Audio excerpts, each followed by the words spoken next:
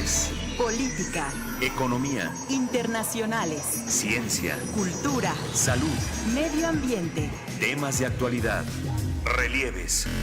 Ayer fue noticia, hoy es tema de reflexión y análisis.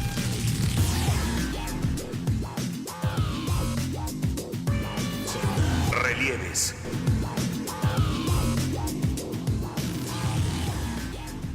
La gente no se vende, la gente no se raja, porque tiene maestros con mucha dignidad. La reforma educativa forma parte de las reformas estructurales impulsadas por el presidente Enrique Peña Nieto en su Pacto por México.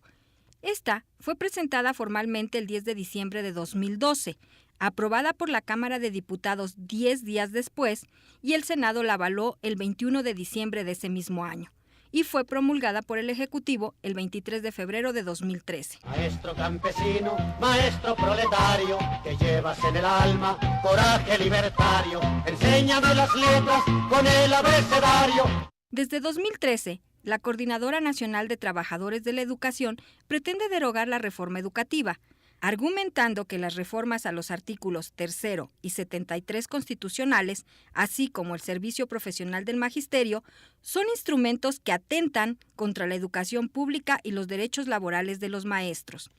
En ese sentido, han solicitado a las autoridades que la evaluación que forma parte de este nuevo modelo educativo no se realice a los mentores. Sin embargo, el gobierno federal rompió el diálogo con los maestros desde el año 2016. En su cuarto congreso, realizado en el mes de marzo, los dirigentes de la CENTE acordaron que realizarán una serie de marchas en diversos estados de la República, así como paros escalonados, y de ser necesario, efectuar un paro nacional durante este mes de mayo, en caso de que el secretario de Gobernación, Alfonso Navarrete Prida, se siga negando a restablecer las mesas de negociación y reinstalar a más de 500 profesores cesados, quienes por no presentarse a la evaluación perdieron su empleo.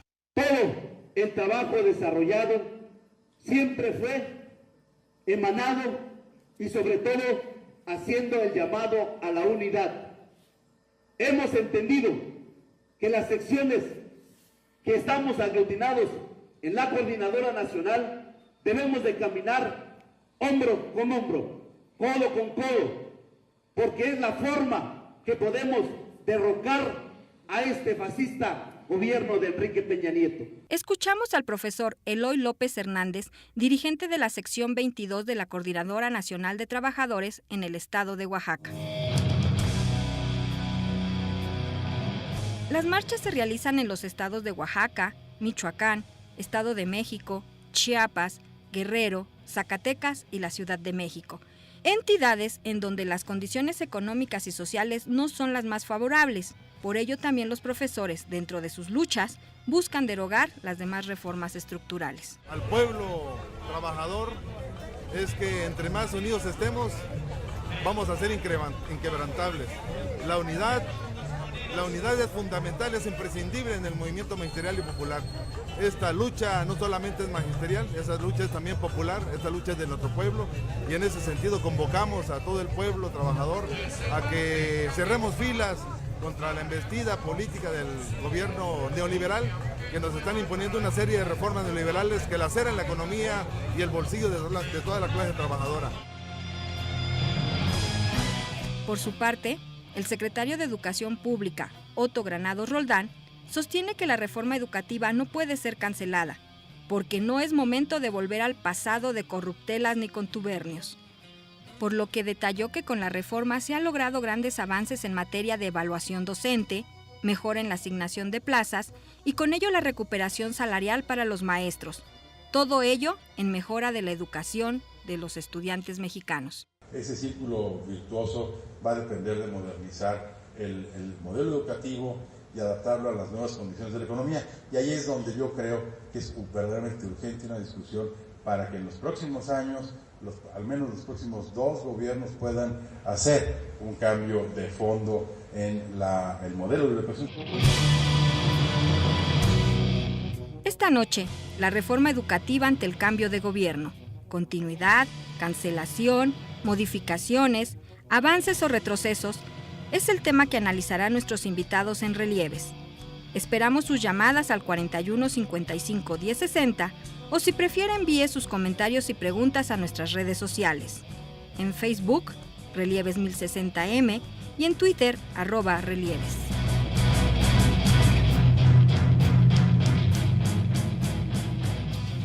¿Cómo le va? Muy buenas noches, les saludo con mucho gusto a nombre de quienes hacemos este programa Relieves que cada semana le presenta el noticiario el Departamento de Noticias de Radio Educación. Soy Sosimo Díaz y le invito a que permanezca con nosotros durante los próximos minutos. En esta ocasión abordaremos el tema de la reforma educativa ante el cambio de gobierno, continuidad, cancelación, modificaciones, avances o retrocesos.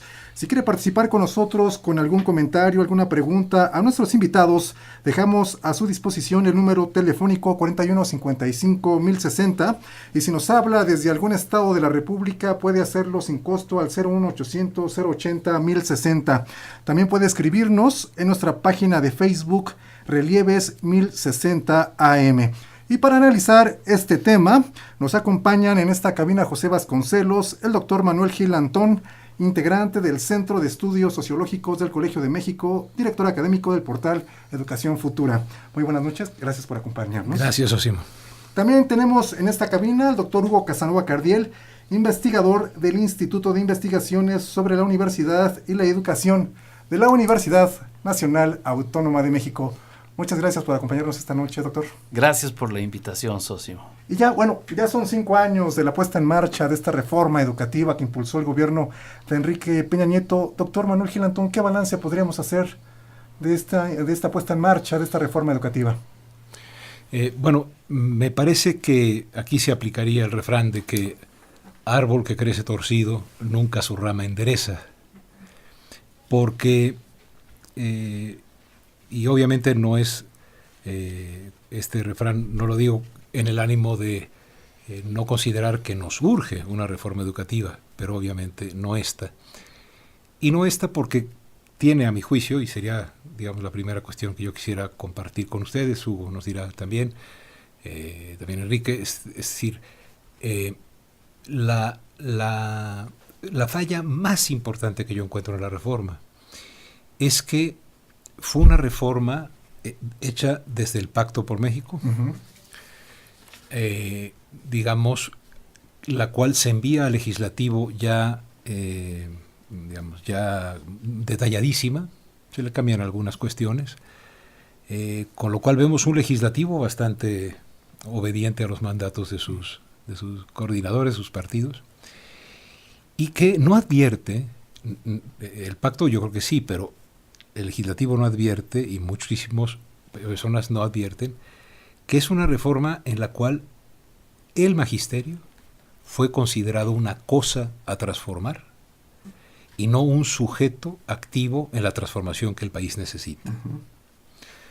De todos los males educativos habidos y por haber, y obviamente México necesita con urgencia mejorar los niveles de aprendizaje de los niños, las niñas y nosotros, de todos, evidentemente hay problemas fuertes en el logro y en la capacidad de leer, escribir, etc. Pero acusar a un solo actor, y no solo acusarlo, sino acosarlo, es decir, denigrarlo, y sobre todo acosarlo en el sentido de hacerlo cosa a transformar, fue, yo creo que una de las fallas más fuertes que yo encuentro en esta así llamada reforma educativa, y que cuando le arrebata la voz al magisterio, cuando lo hace infantería, es decir, sométase a lo que yo le digo, en ese momento perdemos la condición sin la cual no puede haber una reforma educativa, que es la participación de las maestras y de los maestros del país. Se confunde a las maestras y los maestros del país, que son en la educación básica y hasta la media 1,5 millones de personas, se les confunde con las direcciones sindicales, etcétera, y no se le habla con ellos, no se recupera su experiencia, ¿no? Y entonces es una reforma que al nacer tan torcida en términos de no haber tomado en cuenta la voz del magisterio real, del que está en las aulas, del que sabe cómo están las cosas, ¿no? Y no hablo de un ejército de santos y apóstoles, sino de un grupo de trabajadores al servicio de la educación heterogéneo, pero muchos de ellos grandes profesores y profesoras, al ni siquiera advertir que existían, ¿no? los margina del proceso y les indica lo que tienen que hacer para conservar su empleo, lo que le da entonces un carácter laboral. Más que educativo. Claro, le da un carácter laboral porque lo que hace es decirles, todos ustedes son ignorantes hasta que demuestren lo contrario en una evaluación. Si el Estado de Derecho es que todos somos inocentes hasta que demuestre lo contrario, en el Estado de Derecho pedagógico, vamos a llamarlo así, todos fueron acusados de ignorantes. Incluso yo me atrevería a decir, Sósimo, no sé qué opines, Hugo, con mucha dosis de racismo, de clasismo. Algunos medios, Televisa, etcétera, decían, ¿usted dejaría a sus hijos con ese? Y señalaba a Loret de Mola a los maestros de la CENTE.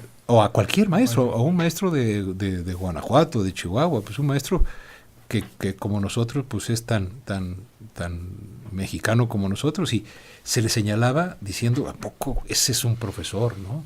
Entonces, ese descrédito, esa denigración de la figura del maestro, cala tanto y se extiende por todos los medios que se les tiene que someter a un escrutinio. Si sabes, te quedas; si no sabes, y no sabes, no te corremos, nada más que en vez de ser profesor pasas a trabajar en otra cosa en la escuela. Aunque sí se habla de que después de ciertas evaluaciones, si no cumplen con los estándares, podrían ser dados de baja, ¿no? Los que ingresan, si después de cierto periodo no resultan idóneos, se van sin ninguna responsabilidad para la SEP. Pero los que ya están en la evaluación del desempeño, si 3 veces no la superan, no pierden su trabajo, sino que se les asigna el puesto de vigilante o de administrativo. Nada que ver con su función. Lo cual es una denigración. Así es. ¿No? Pero bueno, esa sería para mí la primera idea. La reforma está torcida y entonces la rama no se va a enderezar hasta que recuperemos la voz del magisterio. Insisto, la del magisterio, no de las dirigencias sindicales que durante más de 50 años han estado en connivencia y en complicidad con los gobiernos estatales y el gobierno federal. Doctor Hugo Casanova, estos 5 años de la puesta en marcha de esta reforma, la reforma de las reformas le han llamado. Sí, muchas gracias, Sósimo, por la convocatoria. Creo que los puntos de vista que nos ha planteado Manuel Gil para abrir boca son muy sugerentes. Yo quisiera tomar un ángulo panorámico de la reforma educativa. Parece que hay una tremenda paradoja con el hecho de que el buque insignia de las reformas estructurales del gobierno de Peña Nieto naufragó. En términos... ¿Podríamos decir que es un fracaso en estos momentos? Sí, no tengo ninguna duda. A mí me parece que la reforma educativa generó, en lugar de lograr lo que pretendía, que era educación de calidad, y que se permitieron hasta modificar el texto constitucional, lo cual no es poca cosa, lejos de propiciar una educación de mayor calidad, generó una tremenda crisis en la educación, generó un estado de incertidumbre en el magisterio nacional, generó una gran incertidumbre en los niños, en las escuelas, en los padres de familia. Y por si no lo recordamos, parece que en este año ya se nos olvidó la crisis del 2016. El sistema político mexicano fue puesto en jaque. A mí me parece que el gobierno nacional, el gobierno de Peña Nieto, hubo un momento en que atravesó serios problemas de gobernabilidad porque el magisterio logró elevar su voz de una manera muy importante, recordándonos gestas y resistencias de los 50s y de los 60s en términos del magisterio nacional. A mí me parece que la reforma educativa careció de fundamentos pedagógicos. Se discutió muchísimo si tenía una propuesta educativa, lo educativo, y lo que descubrimos quienes trabajamos este tema fue que hasta que salió el modelo educativo del 2016 y el 2017, comenzó a hablarse del tema propiamente educativo y de los fundamentos pedagógicos.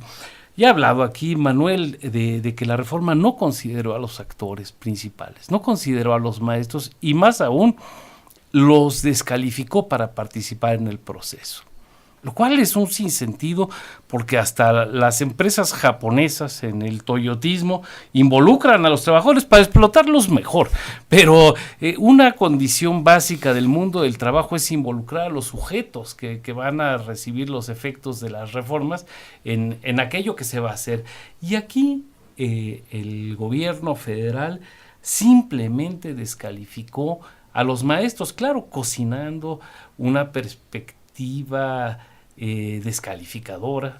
Ya se ha hablado de la propuesta del Grupo Paraempresarial Mexicanos Primero, que ponía a los maestros punto menos que como unos vándalos. Y esto me parece que hizo mucho mal al proceso. Yo me pregunto, haciendo una breve nota, ¿qué pasará cuando un futuro gobernante de México decida recuperar el valor del magisterio nacional? ¿Quién le va a creer? Ha hecho, desde mi punto de vista, esta campaña mucho daño. El maestro mexicano ha resultado muy lastimado por esta estrategia paraempresarial y gubernamental también. Hay un tercer factor que quiero comentar con ustedes, y es que la descalificación a los maestros no se limitó solamente a este sector, sino que abarcó también a la sociedad. La sociedad fue la gran ausente en el proceso de reforma. Y aquí me perdonarán que siempre hago este comentario. En México tenemos un esquema de políticas gubernamentales. En México no se ha logrado construir políticas públicas. Las políticas públicas se construyen con la participación del gobierno y de la sociedad. La sociedad es un actor crucial para que haya políticas públicas. Tengo la certeza que en educación no tenemos de ninguna manera políticas públicas. Tenemos, si acaso, políticas gubernamentales. Y miren ustedes, hay una paradoja. El modelo educativo el de 2017, el reformado del 16, sí dio lugar a un esquema de políticas públicas, arrancada por, ¿saben quién? Por la coordinadora. La coordinadora logra en un momento reclamar con tanta contundencia al gobierno mexicano la participación de la sociedad en la confección de las decisiones, que se genera un esquema de políticas públicas. Claro, con tan mala suerte que el documento, el modelo educativo 2017, está en el listado de organizaciones consultadas, abre con la CONAGO. ¡Qué tragedia! Que la Conferencia Nacional de Gobernadores, que tenía hasta el momento, y más los que se acumulen esta semana, a 16 gobernadores y exgobernadores perseguidos. Ese fue el aval de la consulta, ese es el aval de las políticas públicas en materia de educación. Y me parece que son estas tres dimensiones a las que he aludido: la carencia de un esquema pedagógico, la omisión de los maestros y la omisión social.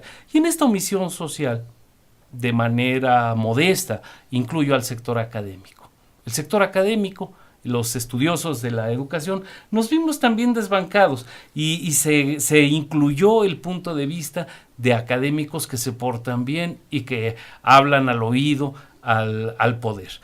Y hubimos otros académicos que no fuimos considerados. Me parece que tenemos una gran oportunidad esta vez y de cara al futuro de replantear las cosas. No tenemos ideas acabadas, no tenemos planteamientos concluyentes, pero me parece que es fundamental que se abra una discusión. En esa discusión, estoy seguro, tenemos que participar los maestros de uno y otro lado, tenemos que participar los académicos de uno y otro lado, y tienen que participar amplios sectores sociales. Había unos puntos que de manera reiterada mencionaban las autoridades, que era, y que se sigue mencionando incluso ahorita que hablamos de los temas electorales, que se sigue insistiendo en esto, de que el Estado mantenga la rectoría en la educación, ese es uno de los puntos, y también mantener a los alumnos en el centro del sistema educativo nacional, y decían que esta reforma lo lograba. ¿Qué tan cierto fue esto? Bueno, desde mi punto de vista, y ojalá pudiéramos acordarlo en esta maravillosa mesa de la libertad de expresión que siempre brinda Radio Educación, lo acabamos de escuchar hace ratito por parte del secretario de Educación actual, Otto Granados. Ajá, así es.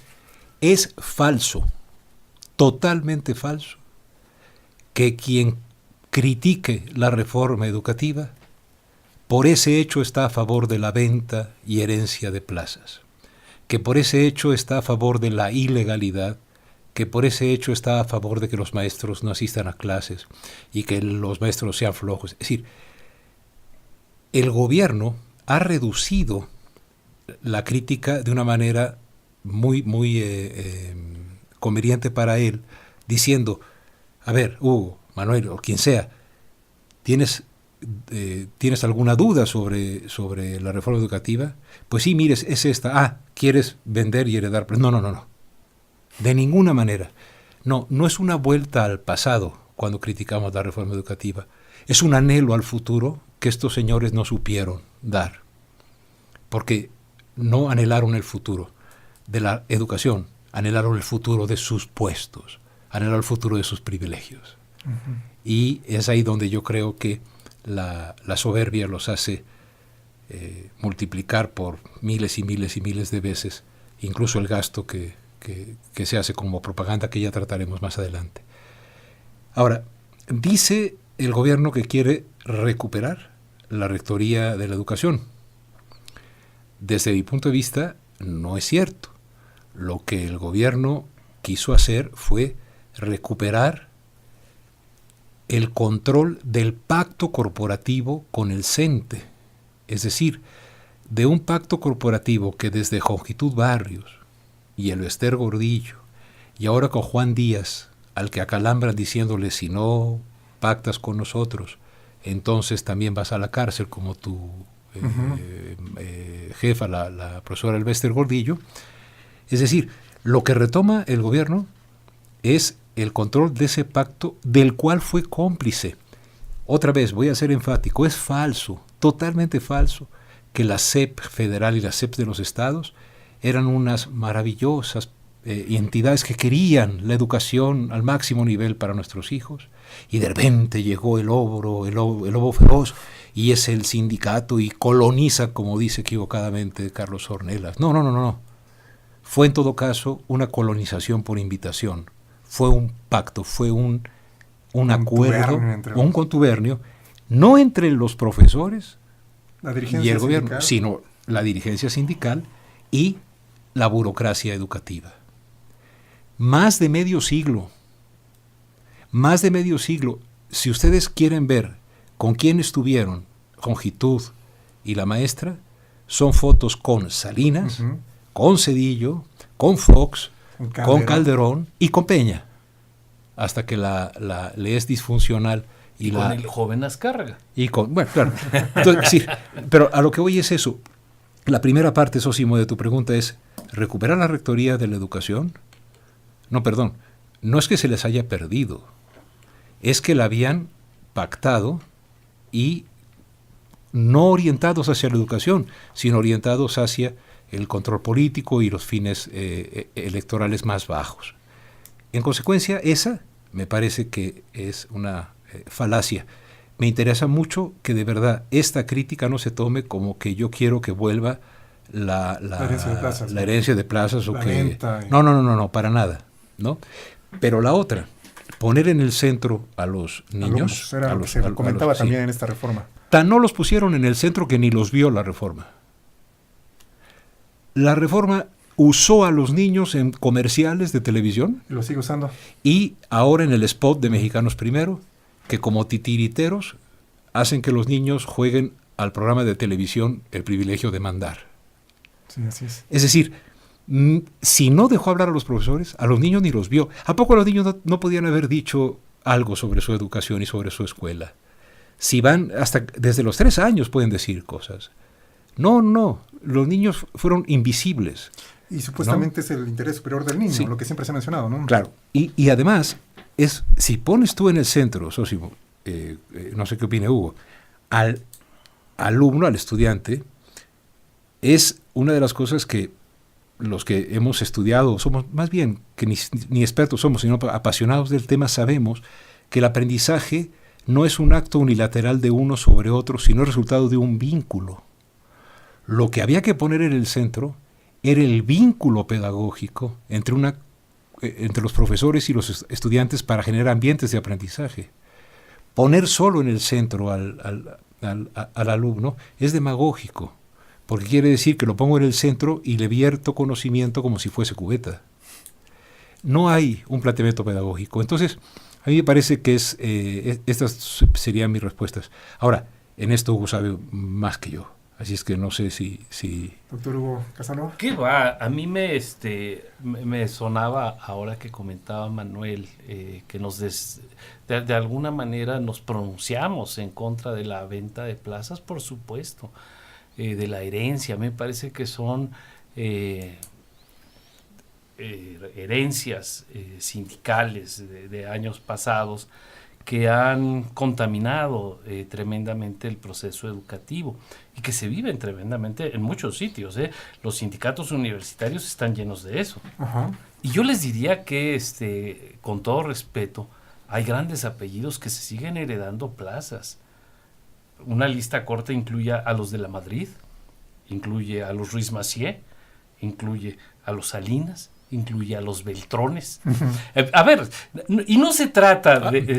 no te olvides de los Murat. Y no me olvido de los Murat. y de Del Mazo. Tienes toda la razón, Manuel. Y de la familia Del Mazo, que sí, incluye en sus ramas y los Moreira. Al propio Peña Nieto. Sí. A ver, y esto no quiere decir que estamos de acuerdo con la herencia y la transmisión patrimonial de las plazas. A mí me parece que lo que estamos buscando no son respuestas fáciles esta vez, ni respuestas o ocurrencias que nos permitan salir del paso. Tenemos, desde mi punto de vista, que replantearnos con mucha seriedad qué vamos a hacer con la educación en México. Y yo creo, salvo la mejor opinión de Manuel, que tenemos que salirnos de la agenda de los políticos y empezar a plantear la agenda de los problemas educativos nacionales. A mí me parece que en esa medida, cuando los candidatos comiencen a pensar en términos de dejar de destruir al que va hasta adelante, de dejar de negociar con el spot de los niños, cuando empiecen a pensar con seriedad en la educación, me parece que los que estudiamos la educación allí vamos a estar con mucho gusto, con una enorme voluntad. Y Sósimo, a mí me gustaría puntear 5 temas cruciales de la agenda real de la educación en México. El problema del cuantitativo. ¿Cuántas plazas tenemos para cuántos niños y cuántos jóvenes en este país? Tenemos que hacer la cuenta clara de qué tenemos, qué nos falta y qué parte de la sociedad está urgida de ser atendida. Tenemos que ver la dimensión de la calidad, esta vez sin engaños, esta vez sin demagogia, esta vez sin repartirse recursos en el INE, esta vez sin repartirse grandes agencias que se dedican a gastar mucho dinero. Tanta publicidad. Tanta publicidad, exactamente. Esta vez poniendo lo sustantivo por delante, poniéndole atributos cualitativos a la calidad de la educación. Un poco lo que decía Manuel, cómo le damos sustancia a lo educativo, a los procesos de enseñanza-aprendizaje, porque de esto estos señores no saben. Un tercer elemento es el de la vinculación entre la educación y la política. ¿Cómo construimos lo político de la educación? ¿A quién llamamos a participar en esa construcción? ¿Cómo impedimos que vuelvan a llegar cualquier fulano que no sabe de educación y tome decisiones alegremente? ¿Cómo impedir que un fulano que no recuerda el nombre de 3 libros de corrido haga una reforma educativa urbi et orbi y que la vaya proclamando por todo el mundo? ¿Cómo frenamos eso? ¿Cómo vinculamos? ¿Cómo tratamos el tema de la infraestructura? ¿Cómo logramos que de las 150,000 escuelas no tengan esa condición de fragilidad en términos de servicios de energía eléctrica, en términos de agua?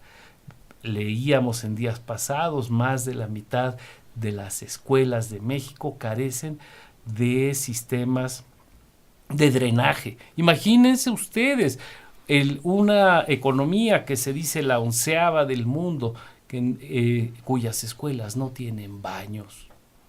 Me parece una cuestión trágica, por decirlo menos. Y por último, tenemos que pensar muy seriamente en el vínculo entre educación, seguridad, ciudadanía y democracia. ¿Cómo diablos hacemos para que la educación esté al servicio de estas 3 cuestiones? ¿Cómo hacemos para que a través de la educación logremos tener un mejor país? ¿Cómo hacer para tener una mejor formación cívica? ¿Cómo hacer para que no nos engañen unos personajes en la televisión, en las salas de cine, en las redes sociales, descalifiquen a otros, ensucien un proceso educativo? Se dice que la educación para la democracia se enseña en el día a día. Yo les diría entonces que este sexenio va a ser tristísimo, porque la pedagogía que hemos hecho de la democracia es la pedagogía de la basura, la pedagogía de la falta de respeto a los demás. Y a mí me parece que tendríamos que empezar a plantearnos estas cosas. A mí me gustaría que los candidatos se pusieran ya de una vez por todas a pensar en estos temas y que utilicen de la mejor manera el saber que hemos construido a lo largo de un montón de años. Aquí tenemos el caso de Manuel, de otros colegas queridos de la Universidad Nacional, del Colegio de México, que han invertido 30, 40 años de sus vidas en pensar, en escribir.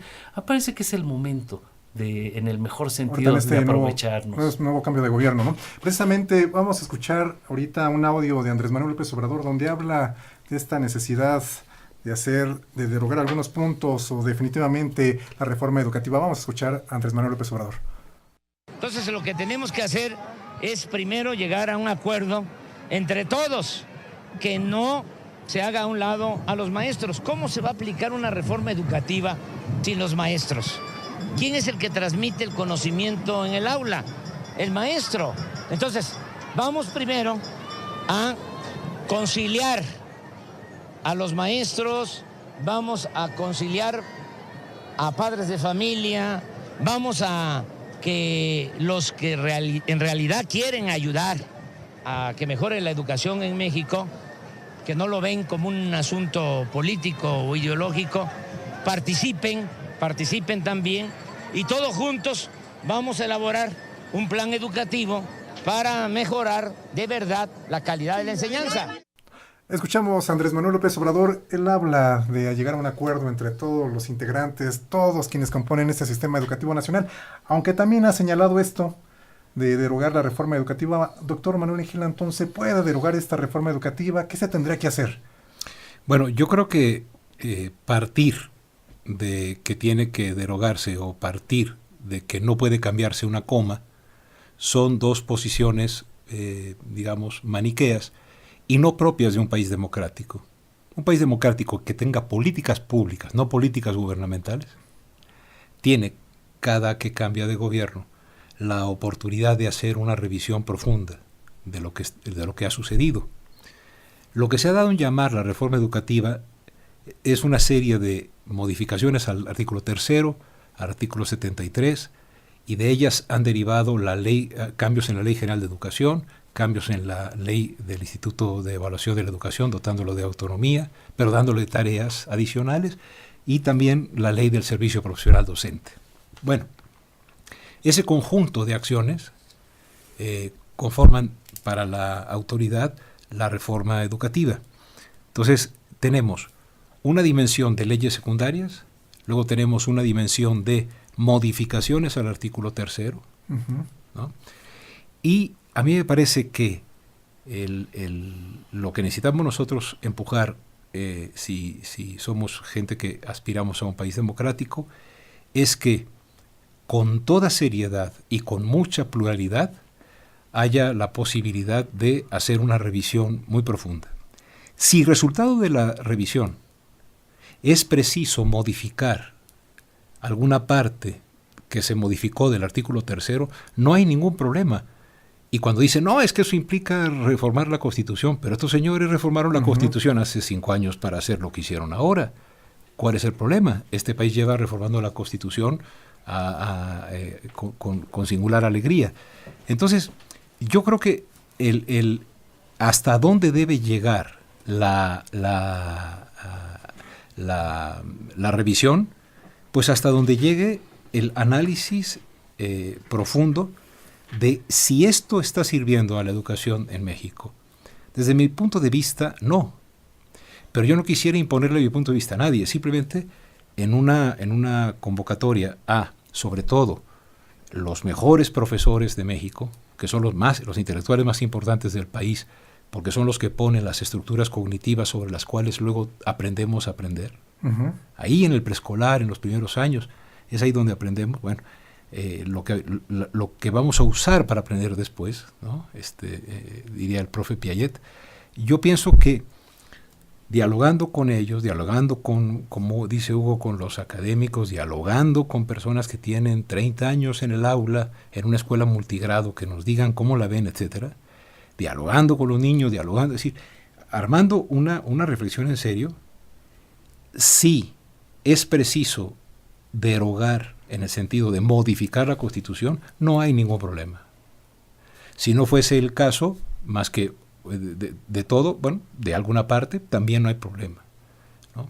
Desde mi punto de vista, la definición de calidad que tiene el artículo 3, como el máximo logro en el aprendizaje, deja totalmente fuera de la calidad de la educación, además del aprendizaje, la convivencia, la solidaridad, el respeto a los demás, etcétera.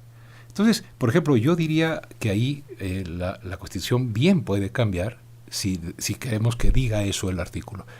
Entonces, yo no creo que sea un problema decir si se toca o no la Constitución. Ese va a ser resultado de un análisis.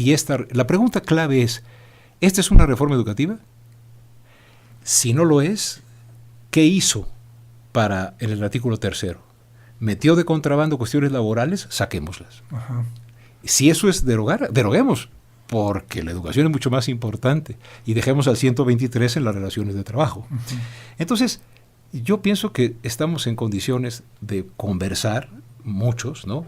Y además gente que piense distinto a nosotros, por supuesto, ¿no? Sobre todo para tratar de aprender, pero no le veo, digamos, no veo que sea un sacrilegio pensarlo. Tampoco es necesario decir que solamente hay que hacer eso y punto, no. Ojalá fuera nada más derogar, no, hay que, en su caso, si, digamos, solo se destruye lo que se sustituye, decía el profe Durkheim. En su caso, si se deroga algo, se tiene que sustituir por otra cosa que sea mejor, ¿no? Entonces, de nuevo, los que dicen, no, es que quieren derogar la reforma y volver al pasado. No, queremos en su caso, si se tiene que derogar lo que se llama la reforma educativa, queremos hacerlo para que haya futuro. Le damos la bienvenida al maestro Enrique Enríquez, secretario general de la sección 9 de la Coordinadora Nacional de Trabajadores de la Educación en la Ciudad de México. Muy buenas noches y disculpen la tardanza. No se preocupe, aquí estamos. Pero estamos platicando de esto, de la posibilidad de derogar esta reforma. Sí, a mí me parece que es muy atinado lo que plantea Manuel. Desde muy temprano, desde el 2016, en plena efervescencia de la movilización de los maestros, a mí me habían hecho esta pregunta. decían, es necesario, es una condición la derogación o la abrogación de la reforma. Y yo lo que decía desde entonces, y hoy tengo la convicción muy profunda, de que lo que tenemos como obligación es de pensar. Y que eso es lo que hemos dejado de hacer desde el 2012. No se pensó con seriedad una reforma tan seria como la que se hizo al tercero constitucional. O sea, se metieron en el tercero constitucional elementos como el de la educación de calidad que de ninguna manera cabían en ese artículo. El tercero constitucional fue el producto de un debate por el constituyente en 1916 y se planteaba cuestiones muy importantes. El gran tema era el de la laicidad, el gran tema era la gratuidad y la del respeto a lo educativo, al proceso educativo. Y esta vez, desde mi punto de vista, se pasaron por encima y se ignoraron tremendamente las modificaciones legislativas que se hicieron a lo largo del siglo XX. Así que a mí me parece que lo importante sería, para abrir boca, pensar, convocar a un gran diálogo. No había escuchado este planteamiento del licenciado López Obrador, me parece razonable, no podría ponerle un pero a la importancia de juntarnos a hablar, él y los de Mexicanos Primero, por supuesto, ¿no? A mí me parece que sería una barbaridad regatearle el derecho de expresarse a una parte de la sociedad, y también considero que ha sido una barbaridad que ellos han tomado el papel de sociedad civil, arrebatándolo y secuestrándolo a todos los demás. Por último, quisiera decir, la Constitución tiene mecanismos de corrección y de perfeccionamiento. O sea, no es, como dice Manuel, ningún sacrilegio modificarla, ni es ir en contra de nada. Si después de un análisis profundo, serio, consistente, se llega a la conclusión de que hay que moverla, se mueve. Sobre todo porque quienes la movieron hace unos años lo hicieron con el mayor descuido y con la mayor ligereza posible. Maestro Enrique, estamos escuchando lo que nos comentan nuestros especialistas esta noche. Ya son 5 años de la reforma educativa, maestro.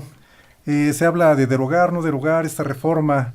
Se habla también de la imagen muy dañada, muy negativa que ha quedado por parte de los medios de haber lanzado esta campaña negativa en contra de los maestros. ¿Cómo se sienten ustedes como docentes? Pues mira, yo creo que la primera parte sobre la reforma, yo quiero decir que, y lo insistimos entre 2012, 12, 13, 14 y el 16 fue, creo, el puntal, no es educativa. Ciertamente fue modificado el artículo 3, ciertamente se le introdujeron conceptos de calidad, pero en ningún momento hay una situación de que abarque los términos educativos, pedagógicos, didácticos, teóricos, metodológicos. No hay nada ahí, o sea, en esa modificación al 3 y al 73. Lo que sí podemos ver con esta reforma es estrictamente de carácter laboral. Nosotros los maestros no tenemos contrato colectivo de trabajo, hay que dejarlo muy claro. Tenemos unas condiciones generales de trabajo, ¿no?, desde los 40 y hoy modificada con la ley del servicio profesional docente, pero no hay contrato colectivo. Es ahí donde impacta la reforma laboral, que ellos llaman educativa. Uh-huh. Nadie hoy, por lo que comentaban ahorita que me integro, ningún candidato o nadie, ni siquiera Mexicanos Primero, están hablando del modelo educativo. Están defendiendo la reforma educativa laboral que estrictamente aprobaron en el Congreso y prepararon con el Pacto por México desde 2012. Entonces, primeramente, hay que definir que sí se puede modificar, sí se puede derogar, porque si ustedes observan, años antes empezaron a modificar poco a poco la Constitución para que modificaciones constitucionales no pudieran ser atacadas por amparos, ¿no? Empezaron a armar todo el andamiaje para que entonces los maestros, cuando emitieran su amparo, pues no procediera porque es una modificación constitucional. Esta parte no la ve la sociedad, pero si se fijan, muchas de las modificaciones constitucionales sirvieron para eso, para armar todo lo que es las reformas estructurales. Todas atacan, en el último fin, la estructura laboral de todos los trabajadores. La energética con los trabajadores de Pemex, la de telecomunicaciones con los trabajadores de Teléfonos de México. Es decir, todos van hacia flexibilizar el carácter laboral de todos los trabajadores del país. Entonces, en ese sentido, la CENTE o nosotros como coordinadores insistimos y coincidimos mucho con nuestros compañeros que están aquí conmigo, acompañándolos yo, es una situación estrictamente laboral. Y entonces sí es modificable. ¿Qué tenemos los maestros? Aparte de que fuimos estigmatizados, fuimos atacados por estas grandes empresas, esta parte de los empresarios con la careta de sociedad civil, que es Mexicanos Primero. Incluso ahorita todavía están en un spot, ¿no? De un partido que los asocia con López Obrador, que los violentos, que no. Sí. No tiene nada que ver porque, bueno, primero esa parte se me hace que es porque les afecta en esta parte de atacar los derechos laborales de los trabajadores. Y yo insisto, los maestros hoy estamos reivindicando que somos parte fundamental del sistema educativo de este país. Si tú me preguntas quién sostiene a pesar de las reformas de todos los años, somos los maestros que estamos enfrente del grupo, los que sostenemos el sistema educativo. Que independiente vengan reformas o no, los que están al frente, los que están en el proceso de enseñanza-aprendizaje en cualquier aula de este país, es el maestro. Y lógicamente, con esta reforma y esta flexibilización laboral, pues el que estaba secretario de Educación Pública, primero Chaufet, después Nuño y ahora Otto Granados, siguen defendiendo que cualquiera puede ser maestro. Y me parece que esa idea es atacar las bases que es el normalismo en este país, ¿no? A lo mejor estoy muy abarcando, pero es que es global el asunto. Desestimar de cierta manera también la labor de los maestros. Es decir, yo imagino a un compañero médico que hoy da clases en secundaria, sin ninguna preparación, empezó a dar clases en secundaria, porque no se promovió a la normal superior, que era el ente para los compañeros en secundaria. Hoy tenemos el mismo fenómeno. Se abre una gran bolsa de trabajo en la SEP para los compañeros que no tienen empleo en otro lado. Son una instancia intermedia en la que van a poder estar un ratito y después, si tienen un mejor empleo, la dejan. Y el perfil normalista y el ataque que se les da a las normales rurales o urbanas de este país va en declive. Me parece que entonces sí es posible reformar esta reforma laboral y sí construir con todos un proyecto educativo que atienda las necesidades de todo el país. Son dos cosas diferentes. La cuestión laboral de los maestros, ¿no? La defensa de sus derechos, la plaza base. Ciertamente estamos de acuerdo con la titulación, ¿no? O sea, todo el proceso que se tiene que hacer en las normales para aprender, ¿no? Hoy quieren descubrir el hilo negro de cómo aprendimos a dar clases, ¿no? Digamos, entre comillas. Y uno se pregunta, yo cuando estudié la normal, el primer año era observar, el segundo año ya era ir a practicar, el tercero, y así vamos subiendo hasta el cuarto año que nos tocaba ya dar clases o estar en el proceso con los de primero y segundo año de primaria. Y hoy parece que las guías de consejo técnico nos dicen, vamos a observarnos, a ver cómo, porque están descubriendo el hilo negro estos señores que dirigen hoy la educación. Me parece que por ahí va el asunto. Y la otra parte, sí, desde que nosotros propusimos junto con compañeros asesores académicos un proyecto, era discutirlo con todos. Nunca estuvimos cerrados, era abrir un debate que no se construyera en una semana ni en 3 días, sino sabemos que es un proceso largo de cuáles son las líneas, cuáles son los temas. No es una situación de que en un mes tenemos un nuevo proyecto educativo, es escuchar las diferentes voces y con todos, incluyendo, claro está, todas las extractos sociales de este país. Ajá. Muy bien, pues ahorita en este momento vamos a escuchar a Ricardo Anaya sobre también cómo habla de la posibilidad de reformar o no esta reforma educativa. Necesitamos convencer a las maestras y a los maestros de que el objetivo de las evaluaciones no es castigar. Y esa batalla está perdida, y no es solamente una parte del sindicato, no solo es uno de los sindicatos, no solamente son los politizados simpatizantes de un partido político, es algo que hoy yo recorro el país y llevo un buen rato haciéndolo, está de veras generalizado entre las maestras y los maestros.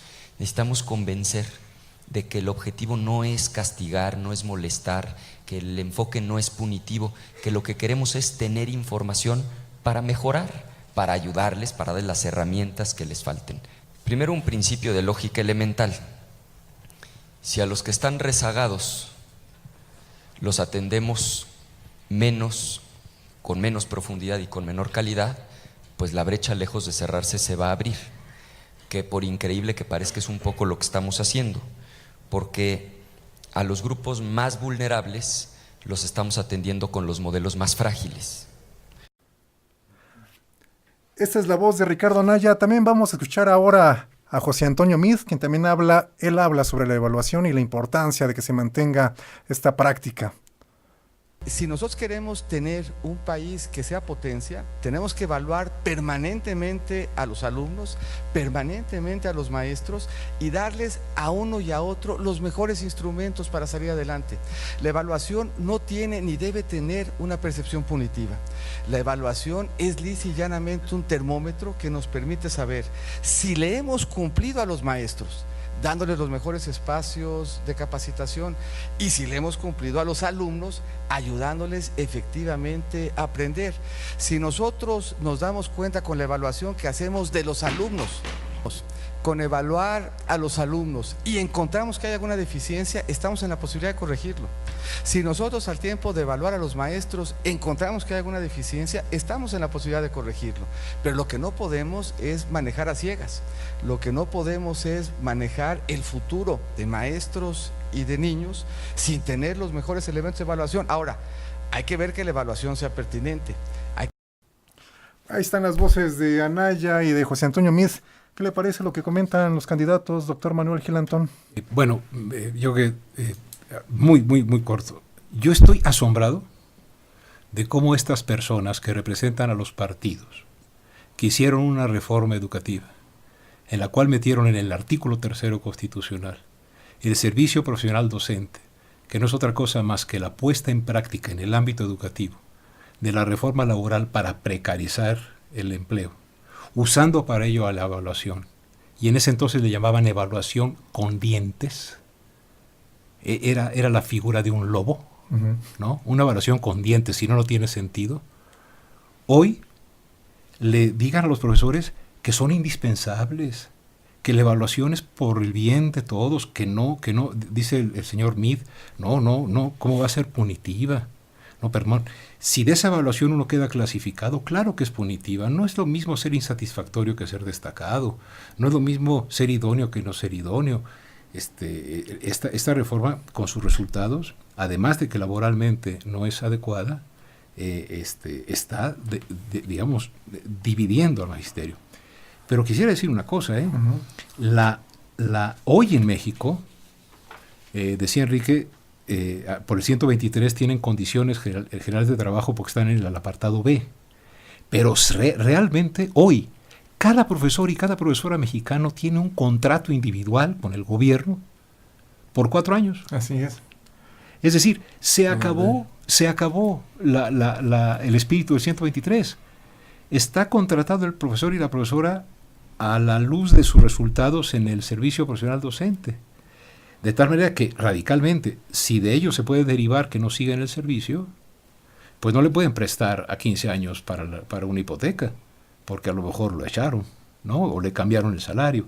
Es decir, quisiera cerrar diciéndoles, me parece que los que con más furia acusaron y acosaron y se cebaron, esa es la palabra, con cortes racistas y clasistas al magisterio, diciendo que todos eran una bola de barbajanes, incultos, ignorantes, hoy estén hablando como desde el 2012-2013 los profesores y algunas personas decían, hey señores, el magisterio es una cuestión muy amplia, hay gente valiosísima, no hagamos esa generación tan absurda.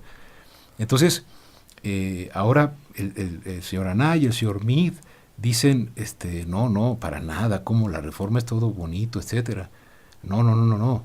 El sesgo electoral que estas expresiones tienen es muy claro, y a mi juicio, no hay que irnos con la finta. Nosotros creo que necesitamos, y cada quien desde su parecer, participar en el diálogo que dice Enrique que es imprescindible para generar una reforma educativa que en efecto respete a los profesores, pero desde el principio, no cuando ya se están yendo. Así es. Doctor Hugo Casanova, sí, rápidamente, sí, se está acabando el tiempo. Ya vamos de aterrizaje. A mí me llama la atención la falta de prudencia de estos personajes para entrar en un tema del cual saben muy poco. Ahora ya Anaya habla de convencer a los maestros, ha usado mucho esta idea de los problemas de implementación, o sea, él distingue entre lo que él participó en la confección y pensaba que estaba bien, pero donde les falló en su lógica es en cómo se puso en marcha este proceso. Parece que hay una suerte de tomadura de pelo. Meade igual cuando habla de esta evaluación no punitiva o esta evaluación pertinente, bueno, ya seguramente al oído el señor Nuño le dijo, mira, este es de los temas que están causando mucha inconformidad en los maestros, y ellos ven a los maestros hoy en clave de votantes. No están preocupados nuevamente en el magisterio como un colectivo importante por la educación, sino están preocupados por el maestro como votante. Yo quisiera hacer un llamado a nombre del Consejo Mexicano de Investigación Educativa, que no era el caso esta noche, pero aprovecho para hacerlo, pues soy miembro del Comité Consultivo del Consejo. Hicimos una invitación a los candidatos a hablar con nosotros. El Consejo Mexicano somos 600 académicos de todo el país, de todas las especialidades educativas, y tenemos la enorme voluntad, el entusiasmo, la ilusión de colaborar en la construcción de una propuesta educativa nacional. Y hemos invitado a los 5 candidatos, hemos tenido algunas respuestas informales, pero reiteramos esta invitación. No solamente se junten con los empresarios, por favor, acérquense a escuchar la voz de los académicos que estudiamos la educación. Así es, doctor, maestro Enrique. Pues mira, yo creo que ciertamente, como dicen los compañeros, el problema electoral no se reduce solamente a que, si ustedes observan todos los discursos, solamente se ha tocado la reforma educativa, no hay otra, y es un puntal. Los maestros, ¿por qué hoy es un botín político? Pues porque tienen ascendencia en toda la población. Es decir, tener la opinión del maestro en una comunidad es muy importante. Y por eso nosotros decimos que estamos abiertos, así ser una transformación educativa con todos. Es muy importante esa parte. Pero la otra, no estamos dispuestos a dejar que los derechos laborales conquistados se pierdan.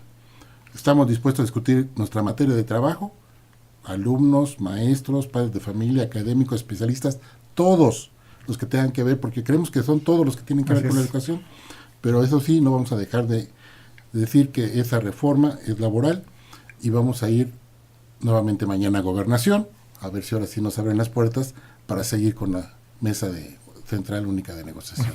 Lamentablemente se nos ha acabado el tiempo. Agradecemos la presencia en esta cabina de los doctores Manuel Gil Antón, del doctor Hugo Casanova Cardiel y del maestro Enrique Enríquez, y a nombre de todo el equipo de Relieves, les deseamos muy buenas noches. Hasta luego.